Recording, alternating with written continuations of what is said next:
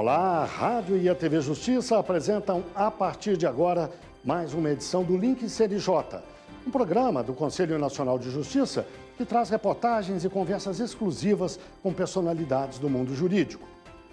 E hoje vamos falar da campanha Um Só Coração, seja vida na vida de alguém. A iniciativa do CNJ e do Colégio Notarial do Brasil estimula a doação de órgãos no país e marca a regulamentação do sistema de autorização eletrônica de doação de órgãos. A campanha foi lançada nesta sessão do CNJ pelo ministro Luiz Roberto Barroso, presidente do Conselho e também do STF. Eu considero que esse é um dos atos mais importantes que o Conselho Nacional de Justiça praticou ao longo da minha gestão e talvez um dos mais importantes que já praticou na sua história, que é a facilitação da doação de órgãos com o potencial de salvarmos muitas vidas. Portanto, eu estou aqui anunciando a assinatura de um acordo de cooperação técnica com o Ministério da Saúde e o Colégio Notarial do Brasil, que tem por objetivo implementar a autorização eletrônica de doação de órgãos, tecidos e partes do corpo humano por meio de um aplicativo de celular. Essa cooperação busca facilitar as declarações de doação de órgão e a consulta a essas manifestações mediante a centralização das informações em plataforma digital integrada. Ressalto que, além de desburocratizar a doação de órgão e tecidos, o Brasil é o quarto país em número absoluto de transplantes e essa ação pretende fomentar ainda mais essas doações. Em 2023, a cada 1.000 pessoas que morreram no país, 14,5% poderiam ser potenciais doadores, mas apenas 2,6% efetivaram a doação e 3.000 pacientes morreram sem receber a doação. Atualmente, 60.000 pessoas aguardam nas filas de transplantes.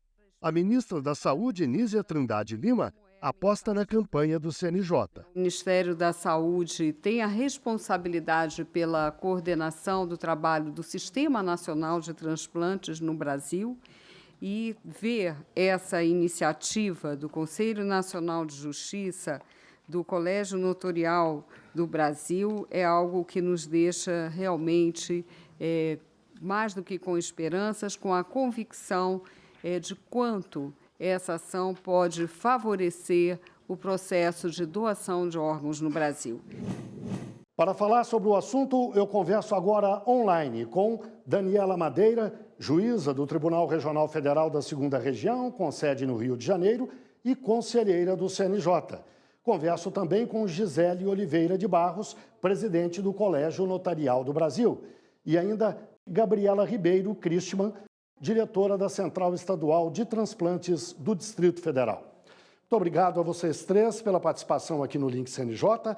Eu começo com uma pergunta para a doutora Daniela. Por que, doutora, o CNJ decidiu investir nesse assunto, apostar nessa campanha Um Só Coração? A campanha do CNJ, ele replicou uma iniciativa que iniciou lá em Rio Grande do Sul. Então, a iniciativa era regionalizada e a ideia foi colocar isso a nível nacional. Qual é o objetivo da campanha Um Só Coração?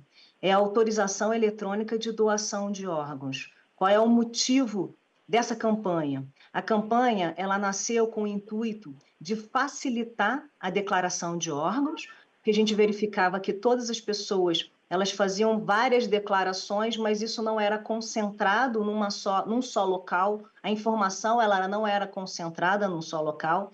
O objetivo foi fomentar a discussão sobre a doação de órgãos e da importância da doação de órgãos e aumentar o número de doadores de órgãos no Brasil, que já a gente tem um número expressivo de doadores de órgãos, mas a gente queria aumentar cada vez mais o número de doadores. Então, a gente chamou o Colégio Notarial, o Ministério da Saúde, e juntos fizemos essa campanha, fizemos essa campanha para a doação de órgãos. E, doutora Daniela, o sistema que registrava pessoas doadoras já existia, foi uma iniciativa até do próprio CNJ, se não me engano, em 2021, e agora se fez duas mudanças na regulamentação da doação de órgãos no país. Pediria que o senhor nos explicasse melhor que mudanças foram essas.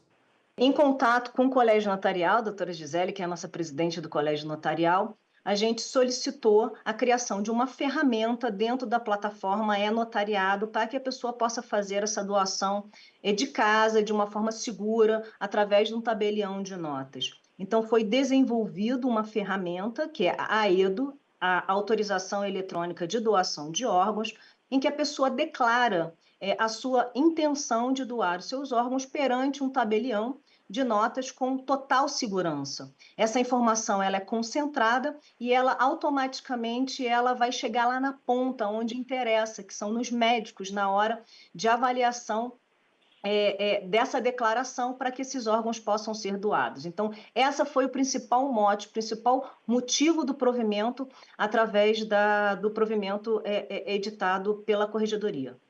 Eu peço, então, doutora Gisele, que a senhora dê os detalhes desse funcionamento do sistema. É feito de casa, como disse a doutora Daniela, é absolutamente seguro? Como é que funciona, por favor?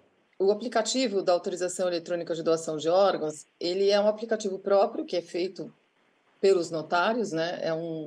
O Colégio Notarial do Brasil é o órgão associativo de todos os mais de 8.500 notários brasileiros, e a gente já pratica os nossos atos de forma eletrônica desde 2020 por um provimento do próprio CNJ. Através dessa plataforma de atos notariais eletrônicos, a gente construiu um módulo que chama Autorização Eletrônica de Doação de Órgãos, que é para que as pessoas possam fazer uma declaração de que elas elas optam por serem doadores. A gente tem ali, numa central única, uma única central, os dados e as declarações daquelas pessoas que se declararam voluntariamente para doarem órgãos. Então, vamos supor que no momento é uma plataforma dos tabeliões de notas, né? Essa declaração é feita perante um tabelião de notas, com assinatura, pode ser feita à distância, também pode ser feita presencialmente no cartório, mas ela é assinada eletronicamente com certificado digital, notarizado, ou um certificado ICP Brasil, que é o certificado a única assinatura qualificada do Brasil, e nessa plataforma você faz uma videoconferência a gente insere na central que aquela pessoa está fazendo uma videoconferência que se declarou doadora, que quer ser doadora, no caso de um estado irreversível de saúde dela. Então, acho que isso facilita, foi o que a gente pensou, né, na hora que a gente fez isso com o Conselho Nacional de Justiça, é que facilita a decisão da família, né, no momento de que ela tem que decidir se vai ou não doar, ela vai lá e vê aí um profissional de saúde que está credenciado para ter acesso a essa central, ele vai lá e mostra para a família, olha, essa pessoa se declarou doadora de órgãos. É muito fácil, você consegue fazer pelo seu aparelho celular, a autorização eletrônica de órgãos, você faz uma videoconferência e assina até pelo próprio certificado digital que fica no celular, e você faz essa videoconferência com um tabelião de notas, né? Um profissional que é dotado de fé pública. Então, aquela declaração é feita e fica guardada, e só é acessível essa declaração por um profissional de saúde que foi credenciado pelo Ministério da Saúde.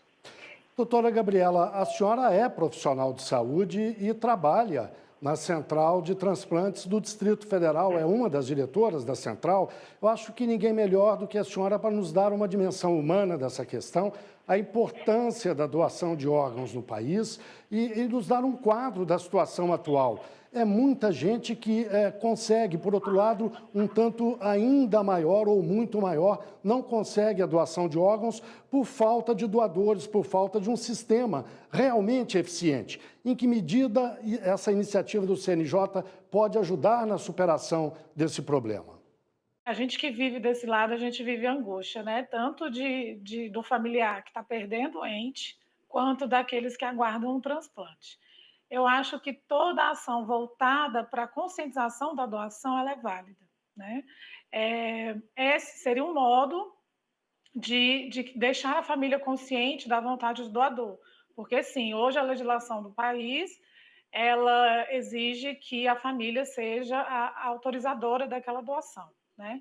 Mas, muitas vezes, o que a gente percebe é que, além da família relatar que desconhece a vontade do doente, ela se utiliza de outros argumentos para não autorizar essa doação.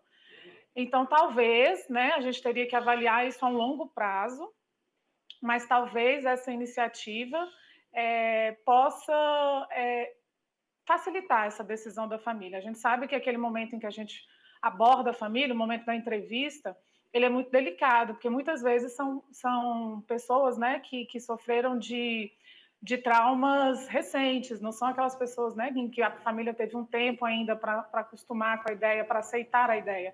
Foi algo muito repentino. Então, talvez essa conscientização, essa adesão ao programa, e a partir daí, esse familiar levando essa vontade, deixando essa família consciente já, não só, né, por cartório, mas tendo essa conversa no meio familiar, eu acho que aí sim a gente conseguiria alavancar esses números. A gente tem números muito bons no Brasil, né? 2023 foi um excelente ano, tanto para os transplantes quanto para as doações, mas a gente sabe que no meio do transplante as pessoas não param de necessitar. Então, assim, quanto mais a gente tem doação, mais a gente precisa, porque, querendo ou não, as pessoas têm acessado mais, têm tido mais informação, então as pessoas têm procurado mais os serviços, e graças a Deus, assim, elas têm entrado mais precocemente na lista, né? Antigamente, muitas vezes, eles já entravam, procuravam o tratamento já quando nem possibilidade mais teria. E hoje a gente percebe que esses pacientes eles estão entrando cada vez mais precocemente e conseguindo receber esse órgão bem. Doutora Daniela, essa é uma questão sempre delicada, envolve vida e morte, envolve decisões importantes, família, a própria pessoa muitas vezes se sente insegura. A senhora poderia dizer a essas pessoas, para dar segurança a elas, de que o CNJ acompanha esse processo? A senhora pode nos dizer sobre isso? Ele foi perante um tabelião, de forma segura, onde será feita uma videoconferência, onde ele vai declarar a sua manifestação. Então, acho que isso deve ser muito realçado na hora com a família, que é uma declaração de vontade, de livre e espontânea vontade. E ela é gratuita. Desde que iniciou a campanha, a gente já teve mais de 4.000 solicitações de autorizações eletrônicas de doação de órgãos. E aqui eu quero também realçar que o Ministério da Saúde ele já faz um excelente trabalho na questão de transplante de órgãos. A gente é realmente referência para o mundo e o que a gente quer é estimular ainda mais e conscientizar cada vez mais. Hoje em dia, o CNJ ele tem uma política pública não só para o jurisdicionado, e sim uma política pública nacional consciente da sua importância enquanto um órgão que influencia realmente e tem esse poder de fazer essa interlocução com todos os players da sociedade. O que eu falo para as pessoas hoje em dia é que você fazendo essa declaração, você está fazendo uma declaração de uma forma segura e como o slogan da campanha diz, seja a vida na vida de alguém. Você está sendo, sim, depois da morte, a vida, salvando uma vida e dando uma vida para alguém. Doutora Gisele, quem eventualmente deseje ser um doador, o que deve fazer de forma prática? É um endereço eletrônico, não é isso? Eu pediria que a senhora nos desse esse endereço, mas daqui a pouco, logo depois do intervalo. O Link CNJ faz, portanto, uma breve pausa e volta já já.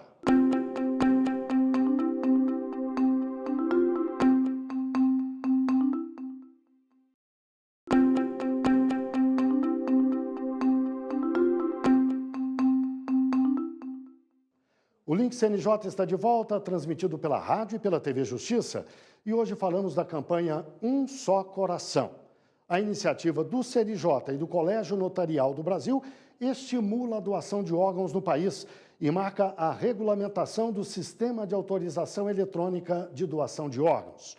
Para falar do assunto, os nossos convidados, ou as nossas convidadas, São Daniela Madeira, juíza do Tribunal Regional Federal da 2ª Região, com sede no Rio de Janeiro e conselheira do CNJ.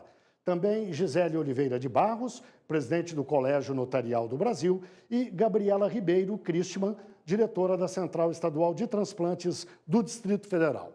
Doutora Gisele, no bloco anterior eu deixei uma questão no ar para a senhora abordar agora. Eu pedi que a senhora nos desse o caminho prático para quem deseja ser um doador de órgãos. Procura um endereço eletrônico, não é isso? Que endereço é esse, por favor? Sim, é um único endereço eletrônico. O endereço é www.aedo.org.br. E quando você entrar nesse endereço, vai estar lá, ir para o formulário. Existe um formulário que a pessoa preenche e assina digitalmente, com certificado digital. E aí ela vai ainda vai chamar um tabelião para fazer uma videoconferência e o tabelião certificar aquela assinatura daquela pessoa. Então, é um único endereço que pode ser feito 100% eletrônico e é claro que sempre há a possibilidade de você ir em qualquer cartório de notas, né, perto da sua casa, no interior desse país, e fazer isso presencialmente, que ainda que seja feito presencialmente, vai ser assinado eletronicamente. Eu sempre falo que se você quiser ser um doador, converse com a sua família, deixe essa vontade explícita, e agora com a oportunidade, né, do AEDO, que faça essa declaração, para que não reste dúvidas na hora da família tomar essa decisão, porque a gente sabe que é um momento de muita dor e às vezes ela não sabe nem o que responder. Então, assim, tendo aquela certeza da vontade da pessoa, do ente querido, eu acho que facilita muito essa decisão. Doutora Daniela, digamos que eventualmente um doador cheio de boa vontade decidiu se manifestar, entrou naquele endereço eletrônico, se colocou como doador, mas mais tarde, 1 ano, 2 anos depois, se arrependa de alguma forma. Não é o que ninguém deseja. O desejo de todos é que aquela pessoa continue a estar disponível para salvar uma vida, mas digamos que isso aconteça. A pessoa pode voltar atrás?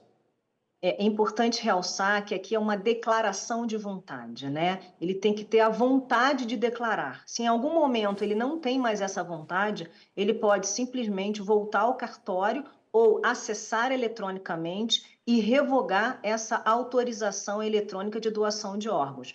Então, isso é tudo feito gratuitamente, repito, e pode ser feito totalmente online. Qual é a importância da gente ter a participação dos cartórios e aqui dos tabeliães de notas nessa campanha, tendo em vista a capilaridade deles?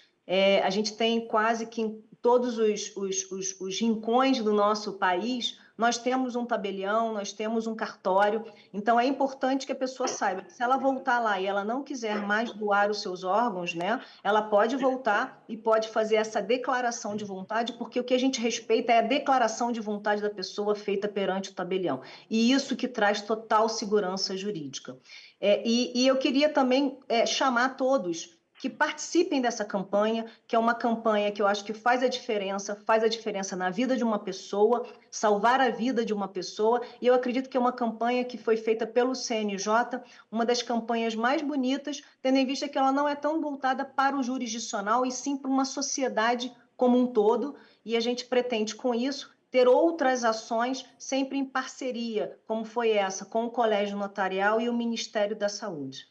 Bem, chegamos ao fim da nossa entrevista. Eu agradeço muito a participação de Daniela Madeira, juíza do Tribunal Regional Federal da 2ª Região, com sede no Rio de Janeiro, e conselheira do CNJ. Agradeço a Gisele Oliveira de Barros, presidente do Colégio Notarial do Brasil, e ainda a Gabriela Ribeiro Christmann, diretora da Central Estadual de Transplantes do Distrito Federal. Agora o link CNJ dá notícias da Justiça. Vamos fazer um giro pelos estados e pelos tribunais do país. O CNJ e o Ministério da Justiça e Segurança Pública fizeram audiência pública do Plano Pena Justa. Dezenas de participantes apresentaram sugestões para a melhoria do sistema prisional brasileiro. A audiência atende uma decisão do Supremo Tribunal Federal que determinou a elaboração de um plano nacional para corrigir a inconstitucionalidade no sistema. O plano será entregue ao STF em julho. A partir daí e ao longo de 3 anos, serão desenvolvidos 26 planos estaduais e o plano distrital. Neste mês de maio, tribunais de todos os segmentos da justiça brasileira promovem ações de sensibilização voltadas ao assédio moral e sexual contra mulheres. Elas são 80% das vítimas desse tipo de crime, segundo o Ministério do Trabalho e Emprego. As ações incluem rodas de conversa, lives, palestras, apresentação de pesquisas, cursos, entre outras. A Corregedoria Nacional de Justiça promove de 13 a 17 de maio a Semana Nacional de Registro Civil Registre-se.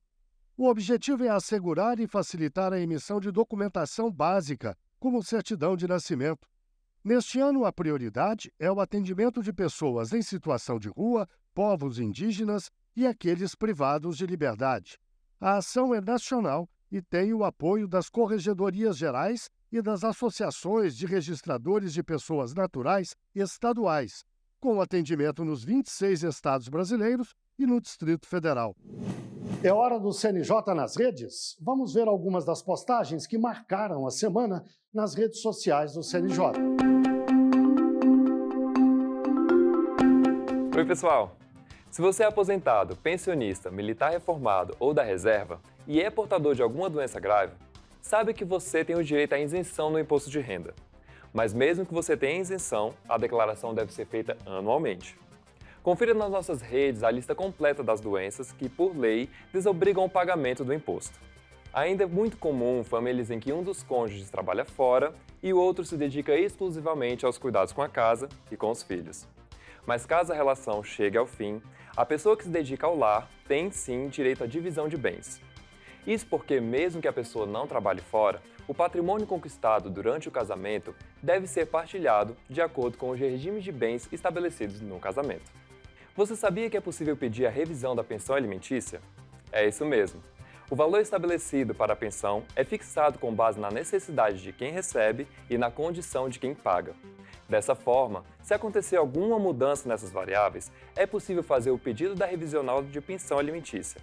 Procure um advogado ou defensoria pública para entrar com a petição inicial. Acompanhe o CNJ nas redes e no canal do WhatsApp para saber mais informações sobre o Judiciário e entender sobre os seus direitos. Eu fico por aqui e até a próxima. É hora do quadro Uma História, aquele momento em que uma juíza ou um juiz conta uma história que marcou a carreira dela ou dele.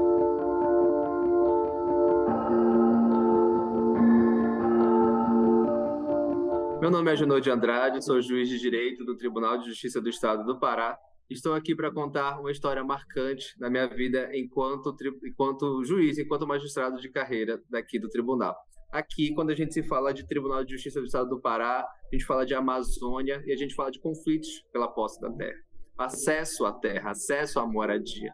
É uma demanda muito presente aqui na nossa região em razão da ocupação desorganizada que ocorreu desde a década de 60 e 70. O Estado do Pará ele foi reconhecido de forma internacional pelo massacre de Eldorado do Carajás, acontecido 17 de abril de 1996, prestes a completar 30 anos. Então é uma área muito conflituosa historicamente.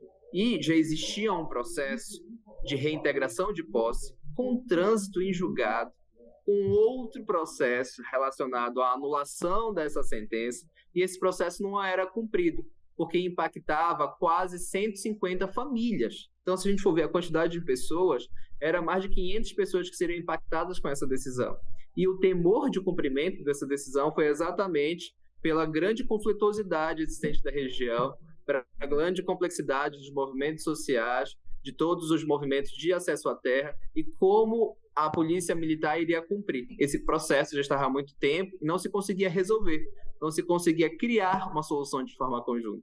Então, graças à atuação do Tribunal de Justiça, por meio da sua comissão e todo o apoio que tivemos aqui, fomos à área diversas vezes, fizemos visita ao local do conflito, entramos na casa das pessoas, conhecemos a realidade, chamamos o município, a Defensoria Pública, o Ministério Público, todos envolvidos exatamente para se pensar em uma solução, não a solução imposta pelo Poder Judiciário, uma solução que partisse deles de forma conjunta, que todos sentissem parte de realização da forma melhor para aquele conflito. E nós conseguimos êxito na realização deste acordo. A comunidade ela aceitou sair da área de uma forma pacífica, de uma forma ordenada, de uma forma humanizada, porque era uma área que vivia sob constantes alagamentos, é uma área que não tinha equipamentos públicos, é uma área que não tinha escola, não tinha posto de saúde, e a comunidade só que não tinha outro local para elas irem. E aí foram beneficiados 136 famílias com 136 lotes que foram direcionados essas famílias para esse outro local, e junto com o apoio do governo do estado, realizando linhas de fomento, de acesso à moradia, acesso a cheques de construção de casa, de linhas de produção também, foi realizada essa autocomposição, que inicialmente atores que não estavam no processo foi possível ser chamados, não como partes processuais, e sim como fomentadores, e sim como apoiadores da política. Então, ficamos muito felizes de poder ser um instrumento catalisador dessa política que é tão importante, que é da autocomposição, levada principalmente para os conflitos agrários e fundiários. Bem, chegamos ao fim de mais um Link CNJ. Muito obrigado a você que esteve com a gente até agora, na rádio e na TV Justiça. E até a próxima semana.